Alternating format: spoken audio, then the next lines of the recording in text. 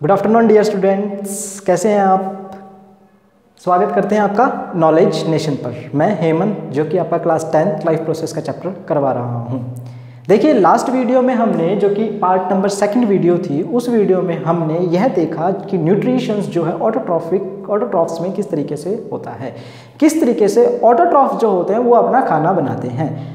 From which process the nutritions is happened by the process of photosynthesis, means are photosynthesis के जरिए ही सारे autotrophs अपना क्या बनाते हैं, खाना बनाते हैं। जितने भी प्लांट्स होते हैं, ग्रीनरी थिंग्स होती हैं, वो सारी की सारी अपना जो खाना है वो फोटोसिंथेसिस प्रोसेस के थ्रू बनाते हैं। जिसके अंदर हमने देखा था कि फोटोसिंथेसिस प्रोसेस जो है वो लीफ के अंदर होती है, जो कि क्लोरोफिल की प्रेजेंट के अंदर होती है और सनलाइट की प्रेजेंट के अंदर होते हैं, जिसके अंदर कार्बन डाइऑक्साइड और वाटर चाहिए होता है। बेसिकली कितनी चीज़ें चाहिए होती हैं हमारी फोटोसिंथेसिस प्रोसेस के लिए? 4 चीज़ें चाहिए होती हैं, carbon dioxide, water, sunlight and chlorophyll. Chlorophyll कहाँ होता है? पत्तियों के अंदर ग्रीन पिगमेंट्स होता है, जिन्हें क्लोरोप्लास्ट कहते हैं। क्लोरोप्लास्ट के अंदर आपका क्लोरोफिल होता है। आई होप पिछली क्लास की आपकी रिवीजन हो चुकी थी। मोड ऑफ न्यूट्रिशन हमने 2 तरह के देखे थे, जैसे कि हमारे basically autotrophic mode of nutrition देखे थे और हेटरोट्रॉफिक मोड ऑफ न्यूट्रिशन देखे थे। फिर हमने देखा था न्यूट्रिशन इन प्लांट। मैंने अपनी प्रीवियस वीडियो में बता दिया था कि अब मैं आपको न्यूट्रिशन इन एनिमल पढ़ाऊंगा। आगे जो हमारी क्लास आएगी वो न्यूट्रिशन इन एनिमल्स पे आएगी। Understand student? तो चलिए सबसे पहले तो बात करते हैं, जो न्यूट्रिशन है वो फूड हैबिट्स के ऊपर डिपेंड, मीन्स सर न्यूट्रिशन नहीं कहूँगा मैं, जितने भी एनिमल्स होते हैं वो फूड हैबिट्स के ऊपर भी डिफाइन करते हैं। फूड हैबिट्स के ऊपर किस तरीके से डिफाइन करते हैं कि कौन सा एनिमल किस तरह का फूड खाता है और वो किस कैटेगरी में आता है। जैसे कि हमारे काऊ होगी हमारी, जैसे कि डियर हो गए हमारे, जितने भी हमारे शाकाहारी जितने भी पशु होते हैं, जितने भी एनिमल होते हैं, वो किस कैटेगरी में आते हैं। मांसाहारी हमारे किस कैटेगरी में आते हैं, और जो मांस और आपका बेसिकली शाकाहारी दोनों में होते हैं वो किस कैटेगरी में आते हैं। तो बच्चों, सबसे पहले फूड हैबिट्स के ऊपर जो भी होता है, वो फूड हैबिट्स के ऊपर जितने भी एनिमल्स होते हैं वो 3 कैटेगरी में डिवाइड किए जाते हैं। चलिए इसको करने से पहले मैं यहाँ पे थोड़ा सा बता देता हूँ कितनी 3 कैटेगरी में डिवाइड किए जाते हैं। कौन कौन सी कैटेगरी होती है वो? हर्बीवर्स होती है। कौन कौन सी कैटेगरी होती है? हर्बीवर्स होती है,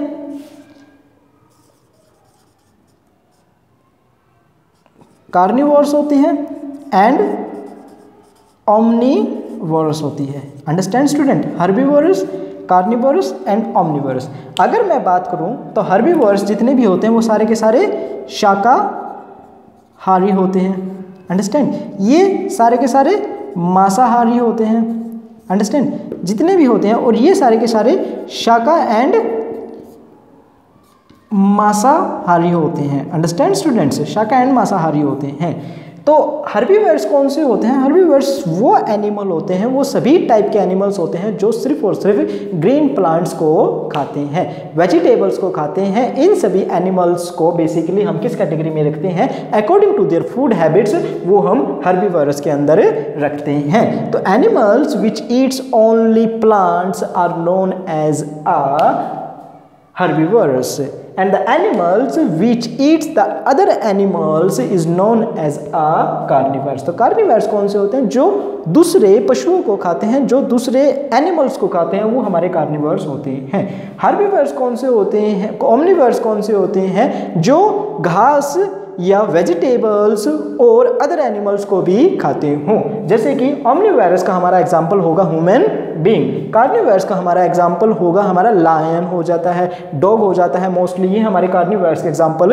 हो जाते हैं। हर्बीवर्स का हमारा एग्जाम्पल होगा डियर हो जाते हैं, काव हो जाते हैं, ये सभी के सभी हमारे हर्बीवर्स में आते हैं। आई होप आपको फूड हैबिट्स के हिसाब से एनिमल्स को किस तरीके से डिस्ट्रीब्यूट किया गया है, उनकी हैबिट्स के हिसाब से आपको समझ में आ गया होगा कि हर्बीवर्स क्या होता है, कार्निवर्स क्या होता है एंड ओमनीवर्स क्या होता है। चलिए स्टूडेंट्स, तो न्यूट्रिशन इन एनिमल करते हैं। Nutrition in animal means are, nutrition starting में ही मैं बता चुका हूँ कि एक ऐसी प्रोसेस जिससे हर कोई अपना खाना लेता है। पौधे जो अपना खाना लेते हैं वो फोटोसिंथेसिस प्रोसेस से लेते हैं, वो अपना खाना खुद बनाते हैं, स्वयं बनाते हैं फोटोसिंथेसिस प्रोसेस से। तो जो एनिमल्स होते हैं वो अदर थिंग्स को अपना खाना बनाते हैं। क्यों? क्योंकि उनको डाइजेस्ट करने के लिए उनसे जो एनर्जी उनको मिलती है लेने की उनके पास पावर होती है। Understand student? आई होप आपको समझ में आ रहा होगा। तो फर्स्ट एनिमल्स के अंदर जब हम डाइजेशन या हम न्यूट्रिशन को पढ़ेंगे तो हम दो को पढ़ेंगे। किसको? सबसे पहले हम न्यूट्रिशन इन अमीबा को पढ़ेंगे, उसके बाद हम nutrition in human beings mean जिसे हम ह्यूमन डाइजेस्टिव सिस्टम भी कहते हैं। तो अब न्यूट्रिशन इन अमीबा के अंदर हम किस तरीके से पढ़ते हैं कि अमीबा अपना खाना किस तरीके से लेता है। देखिए ये जो आपको दिख रहा है this is the nutrition of amoeba. Nutrition of amoeba का कहने का मतलब है it is an food of amoeba, it is an food of amoeba. तो जब भी अमीबा को किसी अमीबा को सपोज करो यहाँ पे ये फूड रखा हुआ है, उसका अमीबा का फूड है ये, अंडरस्टैंड, ये अमीबा का फूड है, यहाँ पे ये अमीबा है, ठीक है। अमीबा अपनी शेप चेंज कर सकता है कैसे ही करके। पहले अमीबा के अंदर पहले मैं बता दूं this one is an nucleus of amoeba, this one is an nucleus of amoeba. ये अमीबा का न्यूक्लियस है एंड ये हमारा साइटोप्लाज्म होएगा, साइटोप्लाज्म होएगा। सबसे पहले तो मैं अमीबा के बारे में बता दूं, amoeba is a single cell unicellular organisms, जो कि सिर्फ और सिर्फ जिसके पास सिंगल सेल होता है। तो जब भी आप सेल को पढ़ते हैं तो सेल को पढ़ने के बाद हमें पता होता है कि सेल के पास क्या होता है। सेल के पास प्लाज्मा, 9th क्लास में अगर आपने पढ़ा होगा सेल, तो उसके पास प्लाज्मा में मेन चीज़ कौन सी, तो प्लाज्मा मेम्ब्रेन होगी, न्यूक्लियस होगा और साइटोप्लाज्म उसके पास जरूर होगा। अंडरस्टैंड? तो ये यहाँ पे साइटोप्लाज्म है, अमीबा का न्यूक्लियस है। जैसे कि ये कोई अमीबा है, ठीक है, इस अमीबा को अपना बेसिकली ये अमीबा है, ये इसका न्यूक्लियस है, understand, and this one is an cytoplasm. Amoeba, nucleus and cytoplasm. इस अमीबा को अपना ये जो खाना है, फूड है, वो इसको दिख गया तो वो धीरे धीरे इसकी तरफ आएगा और इसकी तरफ एक ऐसा घेरा सा बना लेगा। अदर थिंग्स अगर हम देखें तो एक ऐसे बेसिकली घेरा सा इस तरीके का बना लेगा, इस तरीके से ये फूड के ऊपर इस तरीके से घेरा बना लेगा। घेरा बनाने का मतलब है इसको राउंडली इसको ग्रैब कर लेगा। Understand student? तो इस फूड को वो इस तरीके से ग्रैब कर लेगा। जब वो इस तरीके से आएगा तो वो बेसिकली प्यूसिडोपोडिया की पोजीशन, जिसे हम क्या कहेंगे, प्यूसिडोपोडिया कहेंगे। जब भी अमीबा इस तरह की शेप बनाता है, इसी शेप को बेसिकली क्या कहते हैं, प्यूसिडोपोडिया कहते हैं, पोडिया कहते हैं, प्यूसिडोपोडिया कहते हैं। Understand student? तो सबसे पहले तो इसे बताने से पहले मैं एक चीज़ बताना चाहूँगा कि कोई भी डाइजेशन होता है, किसके अंदर कोई भी डाइजेशन होता है, किसी भी एनिमल के अंदर कोई भी डाइजेशन होता है, वो बेसिकली 5 स्टेप्स को फॉलो करता है। कौन कौन से 5 स्टेप को फॉलो करता है? सबसे पहला होता है इजेशन, इंजेशन। कौन सा होता है वो? इंजेशन। दूसरा होता है डाइजेशन, तीसरा होता है एब्जॉर्प्शन, चौथा होता है असेमिलेशन एंड पांचवा होता है इजेशन। Understand student? कितने? 5 बता दिए हमने। अंडरस्टैंड? तो फर्स्ट में जो है हमारा इजेशन के अंदर क्या होगा? इजेशन का मतलब अंदर लेना, मतलब मीन सर उसको खाना। जब भी कोई भी एनिमल्स किसी भी फूड को खाएगा तो इसमें इजेशन करेगा। जैसे कि इसमें इजेशन क्या होएगा, जब भी हम कोई एप्पल लेंगे और खाएंगे उसको बक्कल कैविटी से, तो हम क्या कर रहे हैं, उसको इजेस्ट कर रहे हैं। तो this is an egestion. What is an digestion? Digestion का मतलब होता है जब वो फूड उसके अंदर आ जाएगा, वो फूड बेसिकली डाइजेस्ट होगा। डाइजेस्ट का मतलब वो ब्रेक डाउन होगा, अदर सिंपलर कंपाउंड्स में ब्रेक डाउन होगा या उन चीज़ों में ब्रेकडाउन होगा जो कि बॉडी को ज़रूरत होती है। अ food is an combination of carbohydrates, fat, protein and lot of vitamins and minerals.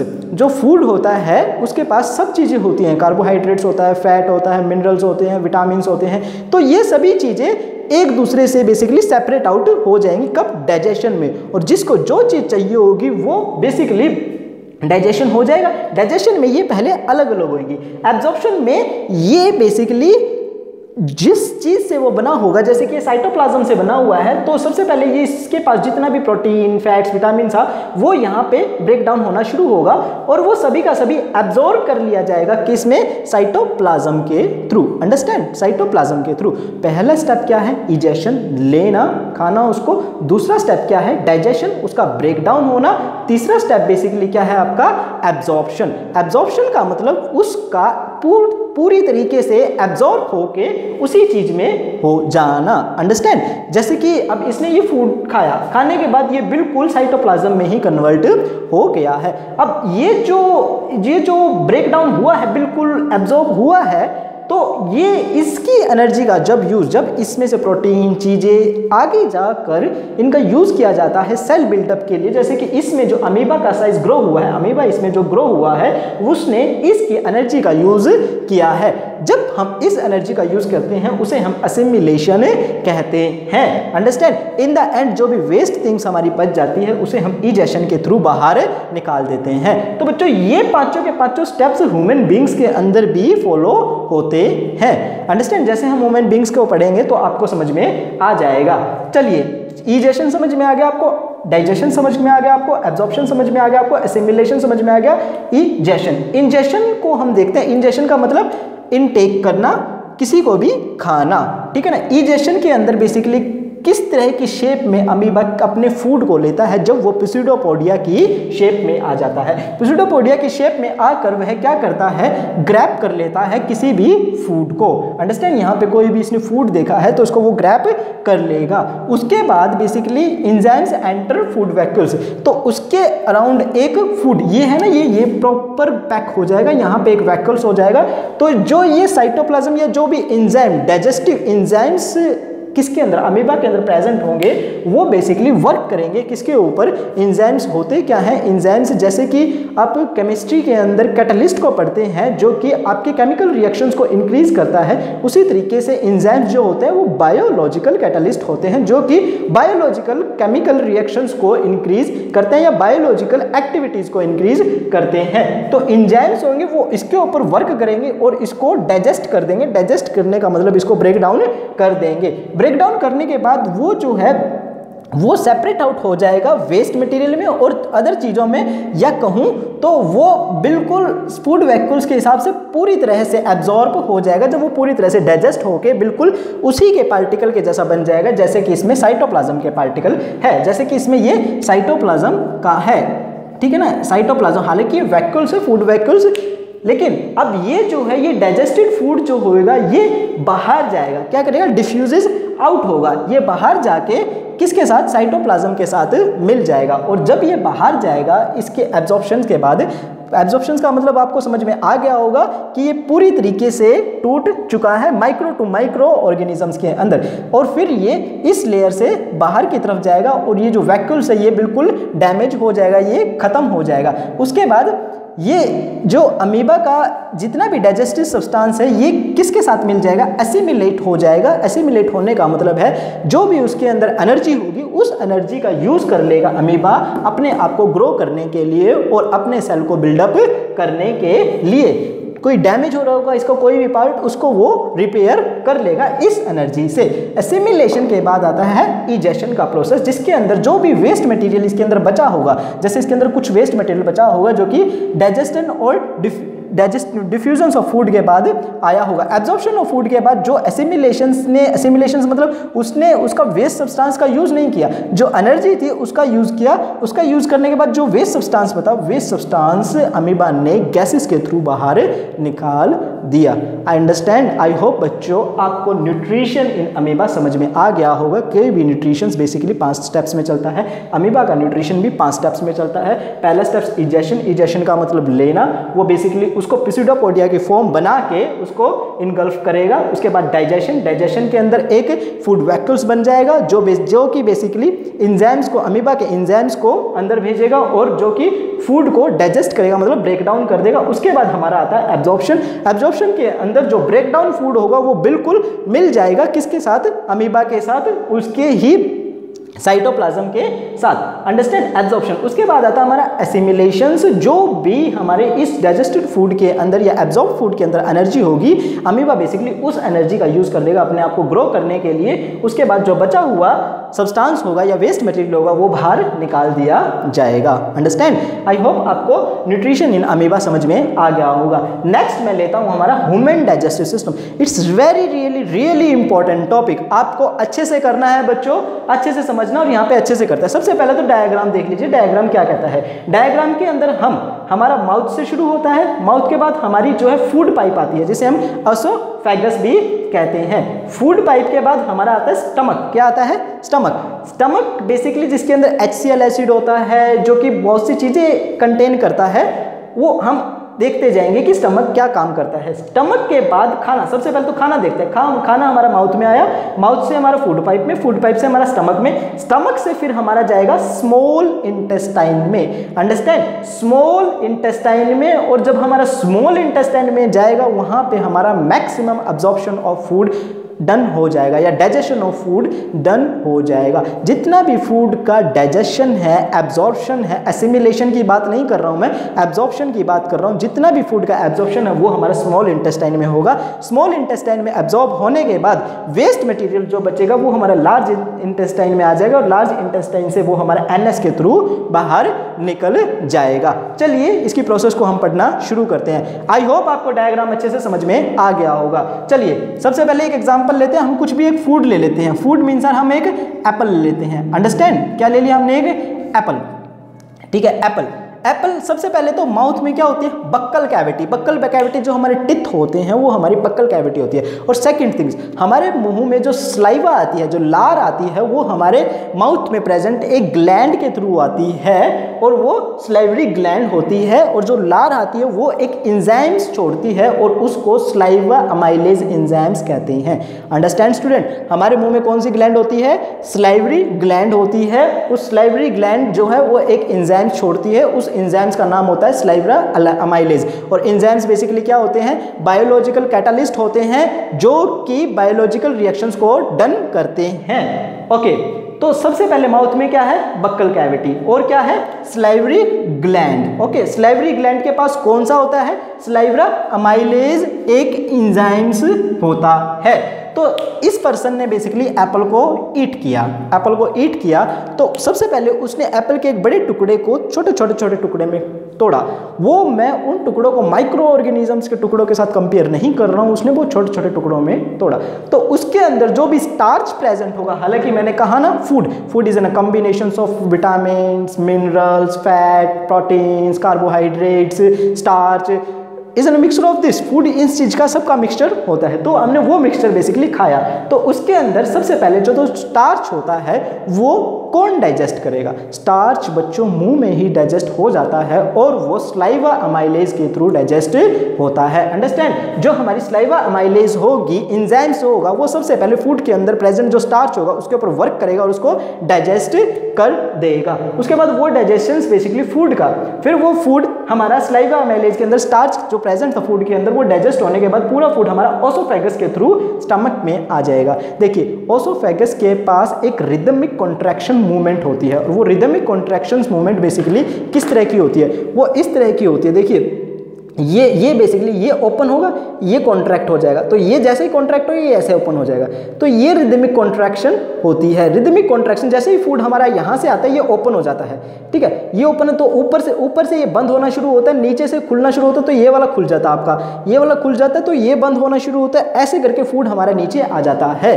ये पैरासिटिक मूवमेंट होती है बेसिकली, जो भी है ये रिदमिक कॉन्ट्रैक्शंस मूवमेंट होती है किसमें? ओसोफेगस के अंदर। इस मूवमेंट की वजह से ही हमारा फूड हमारा स्टमक में आता है। चलिए बच्चों, यहाँ पे फूड हमने खाया, खाने के बाद हमारा बेसिकली क्या रहा? स्टार्च तो हमारा डाइजेस्ट हो गया। स्टार्च डाइजेस्ट होने के बाद हम आगे स्टमक के अंदर। तो सबसे पहले तो स्टमक में होता क्या क्या है बच्चों? स्टमक जो होता है वो एक गैस्ट्रिक जूस जो होता है वो सेक्रेट करता है, और वो gastric juice basically gastric gland के थ्रू सेक्रेट करता है। गैस्ट्रिक जूस के अंदर प्रेजेंट क्या क्या होता है? गैस्ट्रिक जूस के अंदर 3 चीजें प्रेजेंट होती है बच्चों।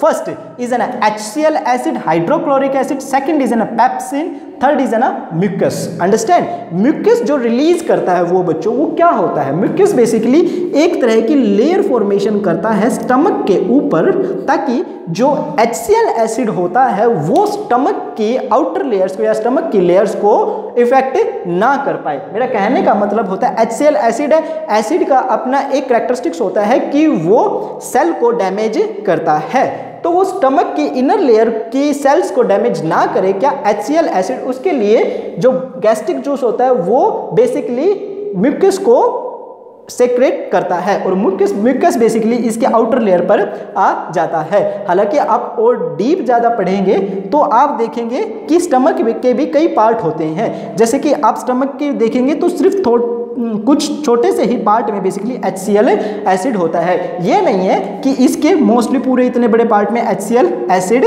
होगा। अंडरस्टैंड? तो ये म्यूकस की लेयर इसके ऊपर आ जाती है, वो लेयर बेसिकली इसको क्या करती है, HCl एसिड से बचाती है। दूसरी बात हमारी आती है पेप्सिन की। पेप्सिन भी एक तरह का क्या होता है, एंजाइम्स होता है। एंजाइम्स मैंने बताया ना बायोलॉजिकली कैटालिस्ट होते हैं, वो अलग अलग तरह के होते हैं। एंजाइम्स इनका नाम अलग अलग होता है और वो अलग अलग नाम वाले अलग अलग चीज़ों में काम करते हैं। जैसे कि स्लाइवरा अमाइलेज जो हमारा एंजाइम्स होता है वो हमारा किसके ऊपर, स्टार्च के ऊपर वर्क करता है। Understand student? और जो हमारा पेप्सिन नाम का एंजाइम्स होता है वो हमारा प्रोटीन को डाइजेस्ट करता है। तो जैसे ही स्टमक के अंदर आएंगे, स्टमक के अंदर बेसिकली प्रोटीन डाइजेस्टेड हो जाएगा। अंडरस्टैंड? तो यहाँ पर बेसिकली प्रोटीन डाइजेस्टेड हो जाएगा और फिर जो बचा हुआ फूड होगा वो आपका एक रिदमिक कॉन्ट्रैक्शन के थ्रू, यहाँ पे रिदमिक कॉन्ट्रैक्शन के थ्रू थोड़ा स्मॉल इंटेस्टाइन में आता रहेगा। अंडरस्टैंड? और जितनी भी अब बचा हुआ जितना भी फूड होगा वो हमारा स्मॉल इंटेस्टाइन में ही डाइजेस्ट होगा। अंडरस्टैंड? स्टार्च हमारा ऊपर डाइजेस्ट होगा, प्रोटीन हमारा पेप्सिन या हमारे स्टमक के अंदर डाइजेस्ट होगा, या बचा हुआ प्रोटीन भी होगा वो इसके अंदर ही डाइजेस्ट हो जाएगा। तो अब हमारे पास आ जाता है बेसिकली स्मॉल इंटेस्टाइन के अंदर। स्मॉल फूड कहां पर आ गया हमारा, स्मॉल इंटेस्टाइन। आई होप आपको HCl एसिड समझ में। हाँ, सबसे पहले एक चीज और बताना भूल गया मैं, जैसे इस फूड स्टमक के अंदर आया तो स्टमक के अंदर हम म्यूकस की तो बात कर चुके हैं, स्टमक के अंदर हम पेप्सिन एंजाइम्स की बात कर चुके हैं। तो स्टमक के अंदर जो कि गैस्ट्रिक जूस के अंदर होता है, गैस्ट्रिक जूस 3 चीजें सेक्रेट करता है। जो HCl एसिड जो सेक्रेट करता है उसका क्या काम होता है बच्चों, जब भी हम फूड खाते हैं तो उसके साथ साथ बहुत से बैक्टीरिया भी हम खा जाते हैं, या कोई भी पॉइजनस स्टफ्स या कुछ भी चीज़ होते हैं जो हम खा जाते हैं। जैसे ही हम उसको खाते हैं फूड को, जो कि बैक्टीरियाज होते हैं उसके साथ, वो जैसे ही HCl एसिड के अंदर आते हैं वो सारे के सारे डेड हो जाते हैं। तो HCl एसिड किस लिए होता है, जितने भी बैक्टीरियल काइंड ऑफ स्टफ्स होता है वो फूड के साथ, जितने भी स्टमक के अंदर बैक्टीरियल काइंड ऑफ स्टफ होता है उसको वो किल कर देता है, ताकि हमारा आगे हमारे डाइजेस्टिव सिस्टम्स के अंदर किसी भी तरह का कोई भी इन्फेक्शन किसी भी बैक्टीरिया से ना फैले। अंडरस्टैंड? यहाँ पे ये चीजें इसमें आ जाती है। चलिए, इसके बाद आने के बाद बेसिकली क्या होता है, तो स्मॉल इंटेस्टाइन के अंदर हमारा फूड आ चुका है। अब ध्यान से देखिए, ये लीवर है, लीवर के ऊपर ये गाल ब्लैडर लगा हुआ है और ये पैनक्रियाज है। तो ये क्या काम करते हैं, ये बेसिकली ये जो भी चीज़ें सेक्रेट, जितने भी एंजाइम्स ये सेक्रेट करते हैं, ये सारे के सारे एंजाइम्स किसके अंदर आ जाते हैं, ये सभी के सभी एंजाइम्स इस फूड के साथ, यहाँ पे एक डक्ट होती है, यहाँ पर जैसे ये प्रेजेंट होगी, यहाँ पे एक डक्ट होती है जिसमें फूड थोड़ा करके यहाँ से जाता है। तो सारा का सारा फूड बेसिकली ये एंजाइम्स भी इसके साथ सेक्रेट हो जाते हैं। तो इन्हीं एंजाइम्स के साथ स्मॉल इंटेस्टाइन के अंदर जैसे कि लीवर के थ्रू छोड़ा गया जो भी सेक्रेट किया गया जो भी एंजाइम्स होगा, और पैनक्रियाज के थ्रू सेक्रेट किया हुआ जो भी एंजाइम्स होगा, वो स्मॉल इंटेस्टाइन के अंदर आ जाएगा। अंडरस्टैंड? तो स्मॉल इंटेस्टाइन के अंदर बेसिकली जब फूड आ जाता है तो लीवर के थ्रू एंड पैनक्रियाज के थ्रू जो भी एंजाइम्स या हार्मोन्स रिलीज होने होते हैं वो रिलीज हो जाते हैं। जैसे कि लीवर जो होता है वो बेसिकली बाइल जूस को सेक्रेट आउट करता है। क्या करता है? बाइल जूस को सेक्रेट करता है। बाइल जूस हमारा होता क्या है, एक येलोइश समथिंग सब्सटेंस होता है या येलोइश लिक्विड से जैसा होता है, वो जो कि हमारा लीवर हमारा सेक्रेट्स करता है। अच्छा, दूसरी बात, लीवर तो बाइल जूस को करता होगा, फिर गाल ब्लैडर क्या काम करता है? गाल ब्लैडर बेसिकली क्या करता है, जैसे ही लीवर ने बाइल जूस को सेक्रेट किया, गाल ब्लैडर के अंदर वो बाइल जूस स्टोर हो जाएगा, जो कि एक प्रॉपर मैनर में सेक्रेट होता रहेगा थोड़ा करके। अंडरस्टैंड? थोड़ा करके वो बाइल जूस से सेक्रेट होता रहेगा। और जो हमारा पैनक्रियाज होता है वो हमारा इंसुलिन हार्मोन को रिलीज करता है। अंडरस्टैंड? पैनक्रियाज हमारा क्या करता है? इंसुलिन हार्मोन को रिलीज करता है। यहां से हमारा बाइल जूस आ गया, यहां से हमारा बेसिकली पैनक्रियाज हार्मोन आ गया, ठीक है ना। यहां से हमारा इंसुलिन हार्मोन, पैनक्रियाज से हमारा इंसुलिन हार्मोन आ गया और लीवर से हमारा बाइल जूस आ चुका है। देखिए अभी हमारे पास बाइल फूड हमारा किसमें, स्मॉल इंटेस्टाइन में आ चुका है, फूड HCl एसिड से आया है। तो सबसे पहले तो बाइल जूस की एक और खास बात है, फूड जब HCl एसिड से आएगा तो वो एसिडिक होगा। जब वो एसिडिक होगा तो ऑब्वियसली बात है यहाँ की लेयर को थोड़ा बहुत क्या करेगा, डैमेज करेगा, या कुछ ना कुछ उसके सेल को डैमेज करने की कोशिश करेगा, ताकि हमें फिर पेन सा फील होगा।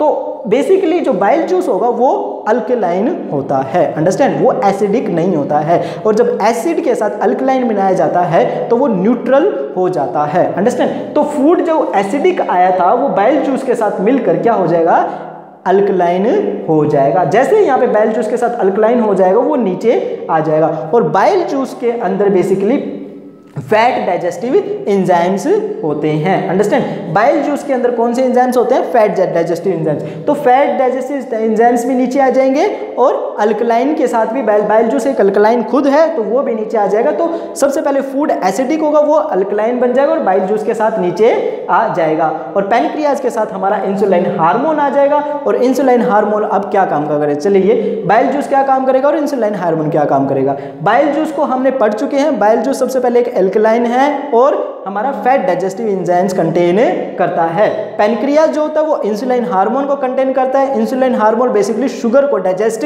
करता है। तो यहां से इंसुलिन हार्मोन और बाइल जूस आ चुका है। तो यहां पर जो हमारे फैट होंगे और शुगर होंगे, बाकी चीजें डाइजेस्ट हो जाएंगी। स्टार्च हमारा ऊपर हो चुका था, प्रोटीन हमारा स्टमक के अंदर हो चुका था, और शुगर जो होगा और फैट डाइजेस्टिव सिस्टम होगा, और जितना भी बचे हुए छोटे मोटे जितने भी हमारे माइक्रो ऑर्गेनिज्म या जितने मिनरल्स विटामिन होंगे वो सभी के सभी डाइजेस्ट हो जाएंगे, मीन्स सर पूरी तरह से एब्जॉर्ब हो जाएंगे, अंडरस्टैंड। देखिए इंजेक्शन की प्रोसेस उसने खाना खाने से की, अंडरस्टैंड। जो डाइजेशन की प्रोसेस है उसकी स्टमक के अंदर हुई अच्छे से, जो एब्जॉर्प्शन की प्रोसेस है वो पूरी की पूरी स्मॉल इंटेस्टाइन में हो जाएगी। अब एब्जॉर्प्शन की प्रोसेस पूरी की पूरी स्मॉल इंटेस्टाइन में किस तरीके से होगी, फूड आ गया यहाँ तक, सब कुछ ब्रेक डाउन हो गया है स्मॉलर टू स्मॉलर में, प्रोटीन में, कार्बोहाइड्रेट में, इसमें, और ये भी बेसिकली डाइजेस्ट हो चुके हैं। डाइजेस्ट होने का मतलब ये ब्रेक डाउन हो जाते हैं, प्रोटीन स्मॉलर स्मॉलर में ब्रेक डाउन हो जाता है, आपका इंसुलिन बेस्ड फैट और ज़्यादा स्मॉलर में डिवाइड हो जाता है, ब्रेक डाउन हो जाता है, ताकि यहाँ पे एब्जॉर्ब हो सके, अंडरस्टैंड। उसके बाद हमारी स्मॉल इंटेस्टाइन में फिंगर लाइक स्ट्रक्चर्स होती हैं। ओके स्टूडेंट्स, क्या होती हैं, फिंगर लाइक स्ट्रक्चर्स होते हैं, जिसे हम विली कहते हैं, जिसे हम विली कहते हैं। ये फिंगर लाइक स्ट्रक्चर्स क्या होती हैं, ये finger like structures basically absorb करती हैं किसको, फूड को, डाइजेस्टेड फूड को। यहाँ से फूड डाइजेस्ट होना शुरू होता है और वो डाइजेस्टेड फूड यहाँ पे आ गया। जब अच्छी तरह से पूर्णतः वो डाइजेस्ट हो जाता है तो फिंगर लाइक स्ट्रक्चर्स उस फूड में से जो चीज़ें सब्सटेंस निकालना होगा, जैसे प्रोटीन्स उसको निकालना होगा, किसके लिए, बोन के लिए, तो वो प्रोटीन निकाल लेंगे। और जो विली होती है उसके अंदर ब्लड कैपिलरीज होती हैं, और वो ब्लड कैपिलरीज बेसिकली, जैसे ब्लड बेसिकली आपका प्रोटीन को कंटेन करके ले जाएगा, वहां से स्टमक से प्रोटीन को कंटेन करके ले जाएगा, फैट को कंटेन करके ले जाएगा, और जो जो चीजें उनको चाहिए होगी वो कंटेन करके ले जाएगा, और बॉडी के डिफरेंट पार्ट से बॉडी के डिफरेंट सेल को डिस्ट्रीब्यूट कर देगा। तो एसिमिलेशन की प्रोसेस कब होगी, जब विली के थ्रू ब्लड कैपिलरीज अपने सब्सटेंस को लेकर चली जाएगी। कौन सा सब्सटेंस, जो कि डाइजेस्ट हो चुका है, जैसे प्रोटीन फॉर और जैसे कि प्रोटीन्स, फैट्स, आपका बोन के लिए आप प्रोटीन, कैल्शियम ले, जैसे कि कैल्शियम हो जाएगा बोन सेल्स के दे देगा, आपका प्रोटीन्स हो जाएगा आपका, या फैट के सेल्स बेसिकली स्किन के सेल को दे देगा। ये जो भी जिस भी बॉडी को रिक्वायरमेंट होगी अपने सेल को बिल्डअप करने के लिए वो ब्लड कैपिलरी से ले लेगा। तो एसिमिलेशन की प्रोसेस फिर वहां पर जाके होगी, अंडरस्टैंड बच्चों। तो जैसे ही अब एसिमिलेशन की प्रोसेस हमारी होगी ये विली के थ्रू, एब्जॉर्प्शन की प्रोसेस हमारी हो चुकी थी। उसके बाद आती है हमारी इजेशन की प्रोसेस। इजेशन मतलब जितना भी वेस्ट मटेरियल अब बच जाएगा, जैसे यहाँ पे डाइजेस्ट हो चुका है, उसके बाद हमारा वेस्ट मटेरियल जो भी बच चुका है वो वेस्ट मटेरियल हमारा लार्ज इंटेस्टाइन के अंदर आ जाएगा। और ये सभी चीजें अपने आप कैसी होती है, क्योंकि एक रिदमिक कॉन्ट्रैक्शन मूवमेंट होती है, रिदमिक मूवमेंट होती है ऑसोफेगस की। Oesophagus is the largest food pipe of है ना ह्यूमन डाइजेस्टिव सिस्टम, जो कि यहाँ से शुरू होती है और यहाँ पर खत्म होती है। देखिए ये यहाँ पे आ गई, स्टमक भी सेम है, ये सेम है, ये सेम है, ये सेम है, ये सेम है, ये सब कुछ यहाँ तक होती है और इसमें एक रिदमिक कॉन्ट्रैक्शन मूवमेंट होती रहती है। तो undigested food basically large intestine में आ जाएगा, लार्ज इंटेस्टाइन में आने के बाद वो एनएस के थ्रू बाहर निकल जाएगा। आई होप बच्चों आपको डाइजेस्टिव सिस्टम अच्छे से समझ में आ चुका है। फिर भी अगर आपको कोई भी प्रॉब्लम हो तो आप इसमें ज़्यादा से ज़्यादा कमेंट कर सकते हैं। अगर आपको अदर टॉपिक से भी रिलेटेड वीडियो चाहिए हैं तो आप इसमें कमेंट कर सकते हैं। जितना ज़्यादा हो सके इसको लाइक कीजिए, शेयर कीजिए, सब्सक्राइब कीजिए। Thank you students.